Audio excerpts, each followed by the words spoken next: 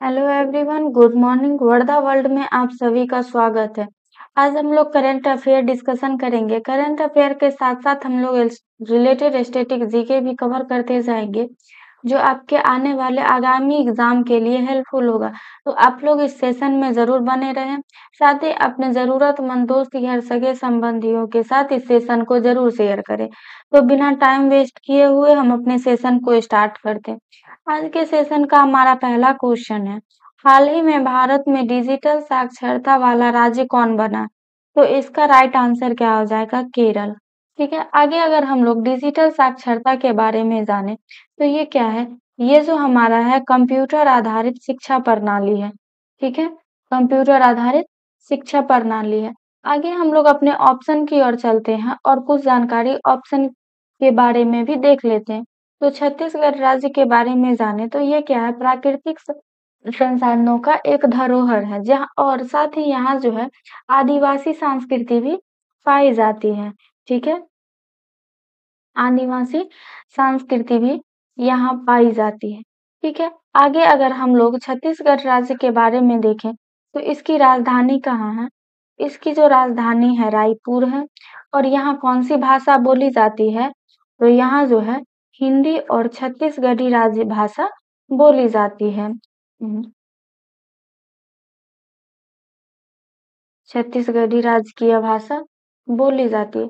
साथ ही अगर हम लोग यहाँ की नदियों की बात करें तो यहाँ कौन सी नदी बहती है? तो यहाँ जो है महानदी बहती है। और ये भारत के किस भाग में स्थित है? तो हम लोग बता दें, यह भारत के मध्य पूर्वी भाग में स्थित है।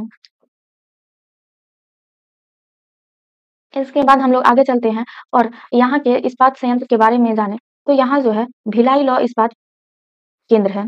भिलाई लौह इस्पात केंद्र है।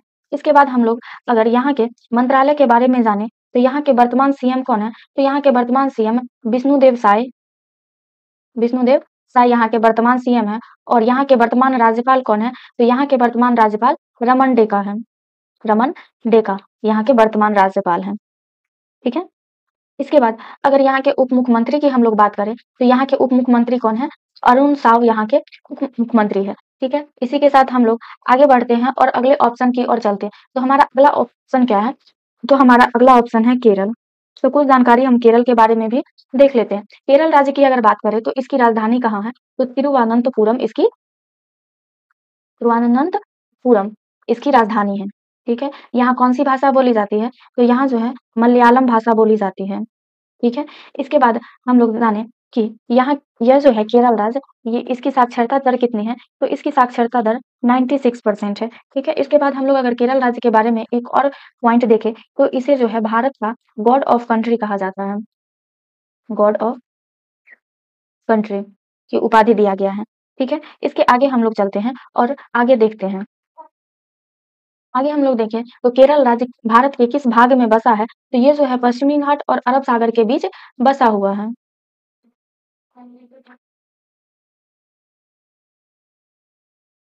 अरब सागर के बीच बसा हुआ है। ठीक है, अगर यहाँ की नदियों की बात करें तो यहाँ जो है कौन सी नदी बहती है? तो यहाँ मुख्य रूप से पेरियार नदी बहती है। ठीक है, पेरियार नदी बहती है। तो इसके बाद हम लोग आगे जानते हैं कि यहाँ के वर्तमान सीएम कौन है? तो यहाँ के वर्तमान सीएम जो है तो पिनराई विजयन यहाँ के वर्तमान सीएम है। विजयन यहाँ के वर्तमान सीएम है। तथा यहाँ के वर्तमान राज्यपाल कौन है? तो यहाँ के वर्तमान राज्यपाल जो है आरिफ मोहम्मद खान है।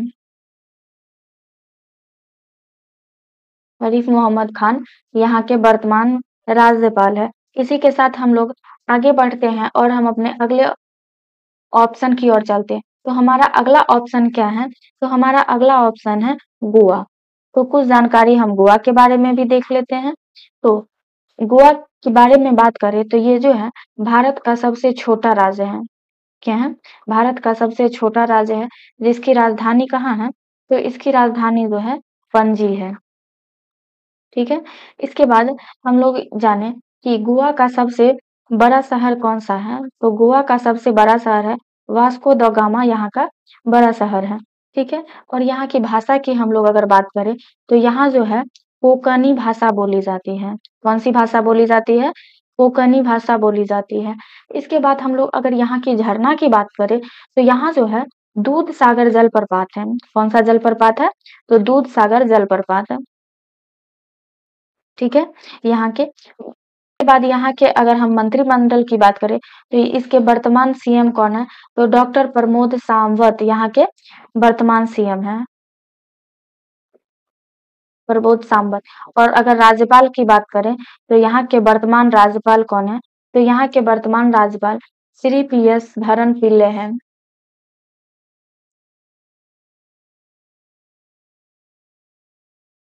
श्रीधरन पिल्ले यहाँ के वर्तमान राज्यपाल है। और यहाँ की अगर साक्षरता दर की बात करें तो 2025 में यहाँ की साक्षरता दर कितनी है? तो लगभग 90% से अधिक है यहाँ की साक्षरता दर। ठीक है। इसी के साथ हम लोग आगे बढ़ते हैं और हम अपने अगले ऑप्शन की ओर चलते हैं। हमारा अगला ऑप्शन है गुजरात। तो कुछ जानकारी हम लोग गुजरात राज्य के बारे में भी देख लेते हैं। तो गुजरात राज्य के बारे में अगर बात करें तो ये जो है भारत के किस भाग में स्थित है? तो भारत के ये पश्चिमी भाग में स्थित है। ठीक है। जो अपने औद्योगिक और संस्कृति के लिए प्रसिद्ध है। किसके लिए प्रसिद्ध है? तो औद्योगिक और सांस्कृतिक के लिए प्रसिद्ध है। के लिए प्रसिद्ध। ओके। आगे हम लोग अगर इसकी राजधानी की बात करें, इसकी राजधानी जो है गांधीनगर है। गांधीनगर है। और इस गुजरात का जो है सबसे फेमस शहर कौन सा है? तो ये जो है अहमदाबाद है इसका फेमस शहर। ठीक है। आगे हम लोग अगर यहाँ के उद्यान की बात करें कि यहाँ कौन से राष्ट्रीय उद्यान स्थित है, तो यहाँ जो है गिर अभयारण्य राष्ट्रीय उद्यान है।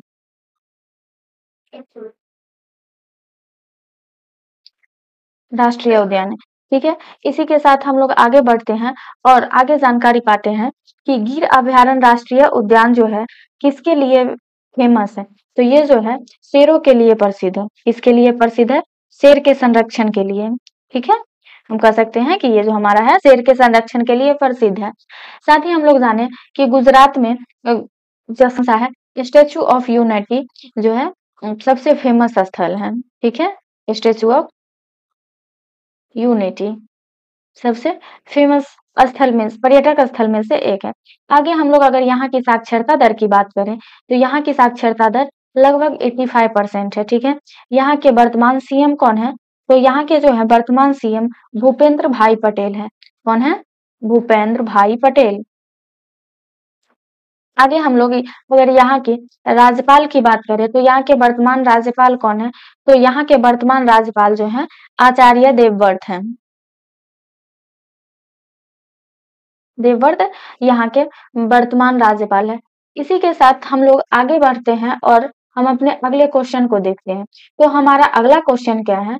तो हमारा अगला क्वेश्चन है का सबसे चौड़ा पुल कौन सा है जिसका उद्घाटन हाल ही में प्रधानमंत्री के द्वारा किया गया? तो इसके लिए राइट आंसर क्या हो जाएगा?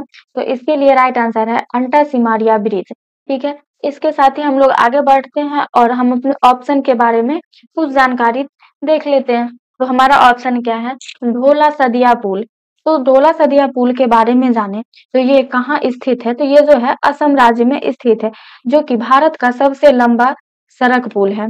लंबा सड़क पुल है। ठीक है। इसके बाद ये किस नदी सदिया पुल जो है किस नदी पर बना हुआ है? तो ये जो है ब्रह्मपुत्र नदी पर बना हुआ है। ठीक है। आगे हम लोग अगर ब्रह्मपुत्र नदी के बारे में कुछ जानकारी देख लेते हैं। तो ब्रह्मपुत्र नदी जो है कहाँ से होकर गुजरती है? तो ये जो है तिब्बत और बांग्लादेश से होकर गुजरती है। तिब्बत और बांग्लादेश बांग्लादेश से होकर गुजरती है। ठीक है। इसकी लंबाई कितनी है? तो इसकी जो लेंथ है वो 2900 किलोमीटर है। ठीक है। कितना है? 2900 किलोमीटर। और साथ ही हम लोग जानेंगे कि ब्रह्मपुत्र नदी को जो है भारत की जीवन रेखा कहा जाता है। किसकी जीवन रेखा? तो भारत की जीवन रेखा कहा जाता है। ठीक है। इसका उत्पत्ति स्थान कहाँ है? तो इसकी उत्पत्ति स्थान चुमायूं ग्लेशियर के पास है।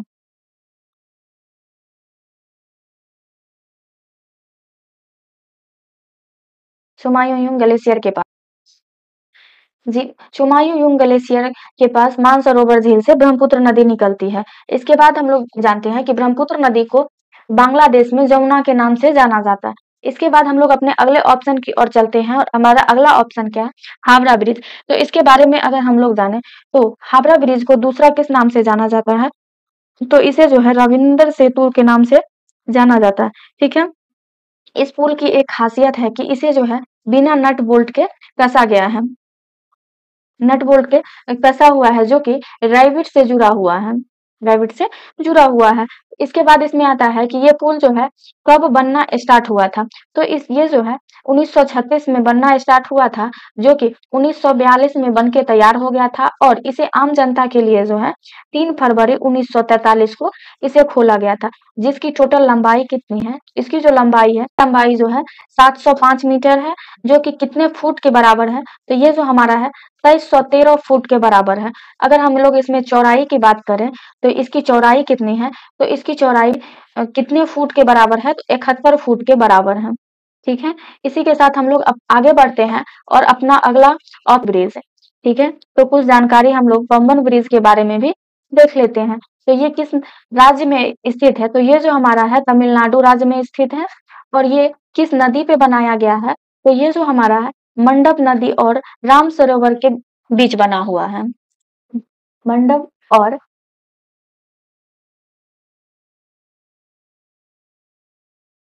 कि मंडपम और रामेश्वरम को ये आपस में जोड़ते हैं। यह एक प्रकार का क्या है? तो ये एक प्रकार का समुद्री पुल है। समुद्री पुल है। इसमें हम लोग कह सकते हैं कि ये पुल जो है भारत का पहला समुद्री पुल है। ठीक है? आगे हम लोग अपने अगले ऑप्शन की ओर चलते हैं और अगला ऑप्शन के बारे में कुछ जानकारी देख लेते हैं। ठीक है? अगला ऑप्शन है अंटा सिमरिया ब्रिज। अंटा सिमरिया ब्रिज। ठीक है? तो इसके बारे में अगर हम लोग जाने तो ये कहाँ बना हुआ है? तो ये जो हमारा है बिहार की राजधानी पटना के मोकामा में स्थित है। आगे इसमें क्वेश्चन आता है कि मोकामा कहाँ स्थित है? ठीक है? तो ये जो है बेगूसराय जिला में स्थित है। बेगूसराय जिला में स्थित है। ठीक है? ये किस नदी पे बनी हुई है? तो ये जो है गंगा नदी पे बना हुआ है और अंटा सिमारिया ब्रिज जो है ये क्या करता है? इसका कार्य क्या है? बेगूसराय और मोकामा को आपस में जोड़ना। ठीक है? ये जोड़ने का काम करता है। इसका उद्घाटन कब किया गया है? तो हाल ही में इसका उद्घाटन 20 अगस्त 2025 को प्रधानमंत्री के द्वारा इसका उद्घाटन किया गया, जो कि एशिया का सबसे चौड़ा ब्रिज है। चौड़ा ब्रिज है। ठीक है? इसी के साथ हम लोग आगे बढ़ते हैं और अपना अगला क्वेश्चन देख लेते हैं। तो हमारा अगला क्वेश्चन क्या है? हाल ही में चैट कार्यालय कहाँ बनाने का निर्णय लिया गया है? ठीक है? तो इसके लिए हम अपना ऑप्शन देखें तो क्या है? न्यू दिल्ली, पंजाब, हरियाणा और नन ऑफ दीज। तो यहाँ पे राइट आंसर क्या हो जाएगा? न्यू दिल्ली। ठीक है? अगर हम लोग चैट जीपीटी के बारे में बात करें तो ये क्या है? ये जो हमारा है एआई आधारित मॉडल है, यानी आर्टिफिशियल इंटेलिजेंसी। क्या है? आर्टिफिशियल इंटेलिजेंसी है, जिसको किस कंपनी ने बनाया है? तो इसको जो है ओपन एआई कंपनी ने बनाया है, जिसका पूरा नाम क्या है? तो चैट जेनरेटिव प्री ट्रांसफॉर्मर। ठीक है? चैट का फुल फॉर्म क्या है? चैट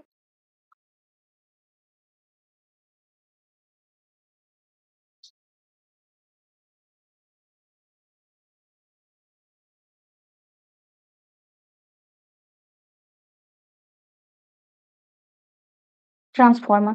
इसकी स्थापना कब की गई थी? तो इसकी स्थापना की बात करें तो ये जो है 2015 में इसकी स्थापना की गई थी और इसका मुख्यालय कहाँ है? तो इसका मुख्यालय सैन फ्रांसिस्को में है, जो कि कहाँ है? और इसके बाद यूएसए में भी इसका मुख्यालय। इसके वर्तमान सीईओ कौन है? तो इसके वर्तमान सीईओ जो है सैम अल्टमैन है, इसके वर्तमान सीएम। ठीक है? आगे हम लोग अपने ऑप्शन की ओर चलते हैं और कुछ जानकारी ऑप्शन के बारे में भी प्राप्त देख लेते हैं। ठीक है? या फिर प्राप्त कर लेते हैं। ठीक है? न्यू दिल्ली की बात करें तो ये क्या है? भारत की राजधानी है। इसके बाद हम लोग जाने कि न्यू दिल्ली में बहुत सारे राष्ट्रीय भवन स्थापित हैं, जिसमें से हम कुछ राष्ट्रीय भवन के बारे में जान लेते हैं। तो कौन-कौन से राष्ट्रीय भवन स्थापित हैं? तो राष्ट्रपति भवन, संसद भवन और सर्वोच्च न्यायालय।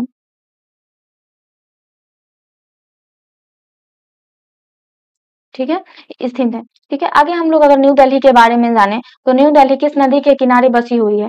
तो ये जो है यमुना नदी के किनारे बसी हुई है। यहाँ के वर्तमान सीएम कौन है? तो यहाँ के वर्तमान सीएम रेखा गुप्ता है। रेखा गुप्ता जो कि दिल्ली की चौथी महिला सीएम है, फीमेल सीएम है। ठीक है, अगर यहाँ के दिल्ली के बारे में बात करें तो यहाँ जो है चैट जीपीटी कार्यालय बनाने का निर्णय लिया गया। इसी के साथ हम लोग आगे बढ़ते हैं और अपना अगला ऑप्शन देख लेते हैं। तो हमारा अगला ऑप्शन क्या है? पंजाब। ठीक है, अगर हम लोग पंजाब के बारे में जाने तो ये जो है 5 नदियों की भूमि है। ठीक है, पंजाब जो है हमारा 5 नदियों की भूमि है। ठीक है, अगर इसके बाद हम लोग जाने तो पंजाब की राजधानी कहाँ है? तो पंजाब की राजधानी चंडीगढ़। ठीक है, और यहाँ के वर्तमान सीएम कौन है? तो यहाँ के वर्तमान सीएम भगवंत सिंह है। कौन है? भगवंत सिंह यहाँ के वर्तमान सीएम है। और यदि यहाँ के राज्यपाल की बात करें तो यहाँ के वर्तमान राज्यपाल गुलाब चंद कटारिया है। कौन है? गुलाब चंद कटारिया यहाँ के वर्तमान सीएम है। इसी के साथ हम लोग आगे बढ़ते हैं और अपने अगले ऑप्शन की ओर देख लेते हैं। तो अगला ऑप्शन हमारा क्या है? हरियाणा। हरियाणा के बारे में हम लोग जाने तो इसकी राजधानी कहाँ है? तो हरियाणा की राजधानी भी चंडीगढ़ ही है। ठीक है, इसी के साथ हम लोग आगे बढ़ते हैं और अपना अगला क्वेश्चन देख लेते हैं। हमारा अगला क्वेश्चन क्या है? हाल ही में कौन से देश आधिकारिक तौर पर अंतरराष्ट्रीय बिग अलायंस में शामिल हुआ है? तो कौन सा देश शामिल हुआ है? तो नेपाल। ठीक है, तो आगे हम लोग अगर जाने कि अंतरराष्ट्रीय बिग अलायंस के बारे में, तो अंतरराष्ट्रीय बिग अलायंस जो है इसका शॉर्ट फॉर्म क्या है? इसका शॉर्ट फॉर्म IBCA है। जिसकी शुरुआत कब से हुई है? तो इसकी शुरुआत जो है भारत में 2023 में हुआ है। ठीक है, वर्तमान समय में जो है इसके अंतर्गत कितने देश शामिल है? तो 97 कंट्री इसमें शामिल है। इसका गोल क्या है? इसका गोल जो है शेर, बाघ, तेंदुआ, हिम तेंदुआ, चीता जैसे जानवर को बचाना। ठीक है, इसमें हम लोग कह सकते हैं कि इसका मेन गोल है विलुप्त हो रहे जानवर को बचाना, जानवर को बचाना। ठीक है, इसको किसने लॉन्च किया है? तो ये जो है प्रधानमंत्री के द्वारा लॉन्च किया गया है। ठीक है, इसके द्वारा लॉन्च किया गया है, प्रधानमंत्री के द्वारा लॉन्च किया गया है। और इसका मुख्यालय कहाँ है? तो इसका मुख्यालय जो है भारत है। आगे हम लोग अगर नेपाल के बारे में जाने तो नेपाल क्या है? अंतरराष्ट्रीय बिग अलायंस में कब शामिल हुआ है? तो ये जो है 24 अगस्त को IBCA में शामिल हुआ है। 24 अगस्त को IBCA में शामिल हुआ है। ठीक है, हम लोग इसी के साथ अपने अगले ऑप्शन की ओर चलते हैं और हम अपना अगला ऑप्शन देख लेते हैं। अगला ऑप्शन हमारा क्या है? दक्षिण अफ्रीका। तो दक्षिण अफ्रीका के बारे में जाने तो ये जो है IBCA में का सदस्य कब बना है, या फिर हम लोग कहेंगे कि IBCA में ये शामिल कब हुआ है? तो कब हुआ है? तो ये 13 जनवरी 2025 में शामिल हुआ है। यहाँ के वर्तमान राष्ट्रपति कौन है? तो अगर हम लोग यहाँ के वर्तमान राष्ट्रपति की बात करें तो सिरिला रामाफोस यहाँ के वर्तमान राष्ट्रपति हैं। रामाफोसा यहाँ के वर्तमान राष्ट्रपति। ठीक है, इसी के साथ हम लोग आगे बढ़ते हैं और अपने अगले ऑप्शन की ओर चलते हैं। अगला ऑप्शन हमारा क्या है? ब्राजील। ब्राजील के बारे में अगर बात करें तो ये जो है IBCA का सदस्य कब बना है? तो ये जो है 1 मार्च 2024 को इसका सदस्य बना है। ठीक है, इसके बाद हम लोग यहाँ के राष्ट्रपति के बारे में बात करें तो यहाँ के वर्तमान राष्ट्रपति कौन है?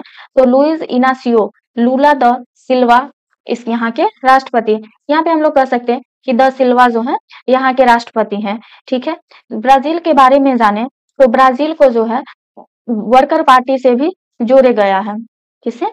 वर्कर पार्टी से भी इसे जोड़ा गया है। ठीक है, आगे हम लोग अपने अगले ऑप्शन की ओर चलते हैं और हम अपना अगला ऑप्शन देख लेते हैं क्या है। तो अगला ऑप्शन है जर्मनी। अगला ऑप्शन क्या है हमारा? जर्मनी। अगर जर्मनी की बात करें तो ये जो है अभी तक IBCA में शामिल होने की पुष्टि नहीं किया है। ठीक है,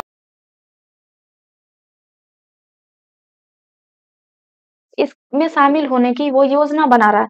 ठीक है, अगर हम लोग यहाँ के राष्ट्रपति की बात करें तो यहाँ के वर्तमान राष्ट्रपति कौन है? तो फ्रैंक वाल्टर स्टीनमायर।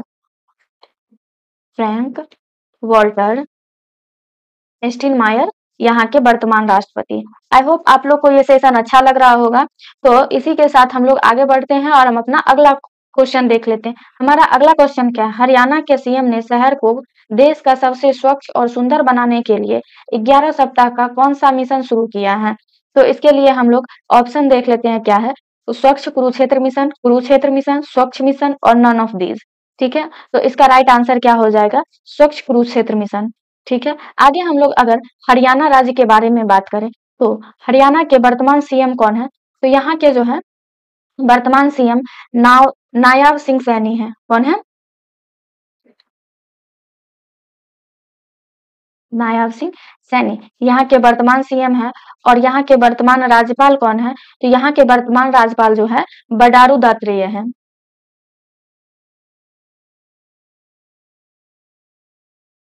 दत्तात्रेय यहाँ के वर्तमान राज्यपाल है। इसके बाद हम लोग जानते हैं कि सबसे स्वच्छ शहर कौन सा है? तो भारत का सबसे स्वच्छ शहर जो है वो इंदौर है। स्वच्छ शहर कौन सा है? तो इंदौर।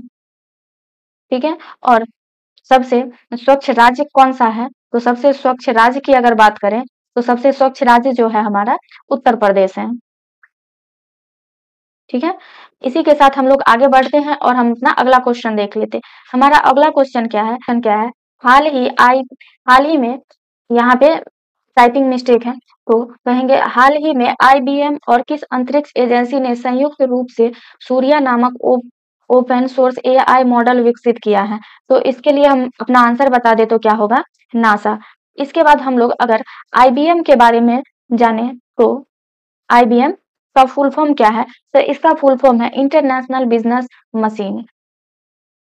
इंटरनेशनल बिजनेस मशीन इसका फुल फॉर्म है। ठीक है, ये जो है अमेरिका के एक बहुराष्ट्रीय प्रौद्योगिकी कंपनी है। ठीक है, अमेरिका के बहुराष्ट्रीय प्रौद्योगिकी कंपनी है। ठीक है, प्रौद्योगिकी कंपनी है जिसमें कौन कौन से शामिल हैं? तो इसमें जो है हार्डवेयर, सॉफ्टवेयर और एआई और आईटी सेवा प्रदान की जाती है। आईटी सेवा इसमें शामिल है। इसके बाद हम लोग अपने ऑप्शन की ओर चलते हैं और हम उस जानकारी ऑप्शन के बारे में भी देख लेते हैं। ठीक है, तो हमारा पहला ऑप्शन क्या है? इसरो। इसरो का अगर फुल फॉर्म हम लोग जाने तो क्या है? Indian space research organisation. Research organisation नाइजेशन इसका फुल फॉर्म है। इसकी स्थापना कब की गई थी? तो इसकी स्थापना जो है 15 अगस्त 1969 में इसकी स्थापना की गई थी। इसके संस्थापक के रूप में किसे जाना जाता है? तो इसके संस्थापन के रूप में डॉक्टर डॉक्टर विक्रम साराभाई को जाना जाता है। साराभाई को जाना जाता है इसे जो कि एक भारतीय अंतरिक्ष कार्यक्रम के जनक भी हैं। ठीक है, इसके बाद हम लोग अगर देखें तो इसका मुख्यालय कहाँ है? इसका मुख्यालय जो है तो बेंगलुरु में है। कहाँ है इसका मुख्यालय? बेंगलुरु। और इसको कंट्रोल कौन करता है? तो ये जो है संस्था इसको भारत सरकार के द्वारा इसका कंट्रोल किया जाता है। इसके बाद हम लोग जानेंगे कि भारत का पहला उपग्रह कौन सा था? तो भारत का पहला उपग्रह जो था आर्यभट्ट था, जिसे भारत ने 1975 में लॉन्च किया था। जिसको भारत ने 1975 में लॉन्च किया था। ठीक है, इसी के साथ हम लोग आगे जानते हैं कि इसरो का वर्तमान अध्यक्ष कौन है? तो बी नारायण यहाँ के वर्तमान अध्यक्ष हैं। ठीक है, इसी के साथ हम लोग आगे बढ़ते हैं और हम अपना अगला ऑप्शन देख लेते हैं। तो हमारा अगला के बारे में अगर हम लोग जाने तो इसका फुल फॉर्म क्या है? Unique identification authority of India. क्या है? Unique identification authority of India इसका फुल फॉर्म है। आगे हम लोग जानते हैं कि यूआईडीएआई को किस कंपनी के साथ साझेदारी किया गया है? तो ये जो है स्टारलिंक कंपनी के द्वारा इसकी साझेदारी की गई है। जिसकी स्थापना कब किया गया? तो इसकी स्थापना जो है 2015 में इसकी स्थापना किया गया। इसे स्पेस एक्स के द्वारा एलन मस्क की कंपनी है। क्या है? स्पेस एक्स का एक एलन मस्क कंपनी है। एलन मस्क कंपनी है। ठीक है, जिसका मुख्यालय कहाँ है? इसका मुख्यालय अगर जाने तो कहाँ है? तो अमेरिका इसका मुख्यालय है। जो कि क्या प्रदान करता है? तो ये जो है सैटेलाइट सेवा प्रदान करता है। क्या प्रदान करता है? सैटेलाइट सैटेलाइट सेवा प्रदान करता है। ठीक है, इसी के साथ हम लोग आगे बढ़ते हैं और हम अपना अगला क्वेश्चन देख लेते हैं। हमारा अगला क्वेश्चन क्या है? अंतरराष्ट्रीय पतंग महोत्सव कहाँ आयोजित किया गया है? ठीक है, तो इसके लिए हम लोग अपना ऑप्शन देख लेते हैं क्या है, बांग्लादेश, श्रीलंका, नेपाल और भारत। तो इसका राइट आंसर क्या है, श्रीलंका। ठीक है, आगे हम लोग अगर श्रीलंका के बारे में जाने तो श्रीलंका की राजधानी कहाँ है, तो इसकी राजधानी कोलंबो है, जिसे हम व्यावसायिक राजधानी के नाम से भी जानते हैं। इसमें अगर क्वेश्चन आता है कि श्रीलंका की व्यावसायिक राजधानी कहाँ है, तो श्रीलंका की व्यावसायिक राजधानी कहाँ है, तो कोलंबो। ठीक है, और यहाँ की प्रशासनिक राजधानी कहाँ है, तो यहाँ की प्रशासनिक राजधानी जो है श्री जयवर्धन पुराकोट्टा है।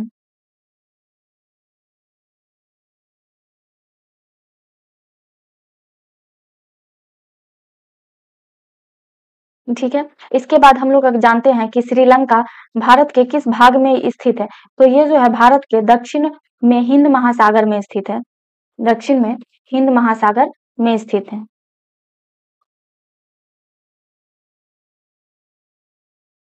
या फिर हम श्रीलंका को दूसरे नाम से हम जाने तो श्रीलंका को जो है हिंद महासागर की मोती के नाम से भी जाना जाता है, महासागर की मोती के नाम से जाना जाता है। ठीक है, यहाँ जो है सबसे ज्यादा कौन से धर्म के लोग रहते हैं, तो यहाँ जो है सबसे ज्यादा बौद्ध धर्म के लोग रहते हैं, जो कितने परसेंट है, तो लगभग 70% है। श्रीलंका को चाय का स्वर्ग भी कहा जाता है। क्या कहा जाता है, चाय का स्वर्ग, चाय का स्वर्ग की संज्ञा दी गई है। इसी के साथ हम लोग आगे बढ़ते हैं और हम अपना अगला ऑप्शन देख लेते हैं। तो हमारा अगला ऑप्शन क्या है, बांग्लादेश। क्या है, बांग्लादेश। तो कुछ जानकारी हम बांग्लादेश के बारे में भी देख लेते हैं। क्या है, बांग्लादेश। ठीक है, तो बांग्लादेश का आधार यानी बांग्लादेश के बारे में कहे तो इसके आधिकारिक नाम क्या है, इसका आधिकारिक नाम जो है पीपल पब्लिक ऑफ बांग्लादेश है। ठीक है, इसके बाद इसका राजधानी की बात करें तो इसकी राजधानी कहाँ है, तो ढाका। यहाँ का राष्ट्रीय भाषा कौन सी है, तो यहाँ का राष्ट्रीय भाषा जो है बंगला है। और यहाँ के स्वतंत्रता दिवस के बारे में बात करें तो यहाँ का स्वतंत्रता दिवस जो है 26 मार्च को मनाया जाता है। और यहाँ की मुद्रा की बात करें तो यहाँ की मुद्रा कौन सा है, बांग्लादेश का टाका। क्या है, बांग्लादेश की मुद्रा क्या है, टाका, जिसे 19 अगर बांग्लादेश के बारे में हम लोग आगे जानते हैं तो क्या है, 1947 में भारत विभाजन के बाद यह पूर्वी पाकिस्तान का भाग बना। कि बांग्लादेश को जो है नदियों का देश कहा जाता है। कहा जाता है, नदियों का देश। ठीक है, ऐसा क्यों कहा जाता है, क्योंकि यहाँ 700 से अधिक नदियां बहती हैं। बांग्लादेश में जो है 700 से अधिक नदियां बहती है, इसलिए इसे नदियों का देश कहा जाता है। ठीक है, इसी के साथ हम लोग आगे बढ़ते हैं और अपना अगला क्वेश्चन देखते हैं। आई होप आप लोग को ये सेशन अच्छा लग रहा होगा, तो आप लोग कमेंट बॉक्स में जरूर बताइएगा। तो हमारा अगला क्वेश्चन क्या है, अंतरराष्ट्रीय स्तर पर महिला समानता दिवस कब मनाया जाता है, तो इसके लिए हम अपना ऑप्शन देख ले तो क्या है, 6 अगस्त, 26 अगस्त, 12 अगस्त और 29 अगस्त। तो इसका राइट आंसर क्या हो जाएगा, तो 26 अगस्त। ठीक है, अगर हम लोग अपने ऑप्शन की ओर चलते हैं ना, हम अपना अगला ऑप्शन देख लेते हैं तो क्या है, 6 अगस्त को कौन सा दिवस मनाया जाता है, इस दिन जो है हिरोशिमा दिवस मनाया जाता है, हिरोशिमा दिवस। ठीक है, इसके बाद हम लोग आगे बढ़ते हैं और जानते हैं अपने अगले ऑप्शन के बारे में। 26 अगस्त को कौन सा दिवस मनाया जाता है, तो इस दिन जो है महिला समानता दिवस मनाया जाता है। उसके बाद 12 अगस्त को कौन सा दिन मनाया जाता है, अंतरराष्ट्रीय युवा दिवस, युवा दिवस मनाया जाता है। ठीक है, आई होप आप लोग को ये पूरी जानकारी समझ में आ रही होगी और आप लोग इस सेशन का फुल आनंद उठाए होंगे। ठीक है, आप लोग इसी जोश और जुनून के साथ अगले सेशन में बने रहिएगा। और आज का हमारा क्वेश्चन का सेशन समाप्त होता है, तो आप लोग कमेंट बॉक्स में जरूर बताइएगा कि आपको ये सेशन कैसा लगा और अपने दोस्तों के साथ इस सेशन को जरूर शेयर करें। ठीक है, थैंक यू इस सेशन में जुड़ने के लिए और thanks for watching this video.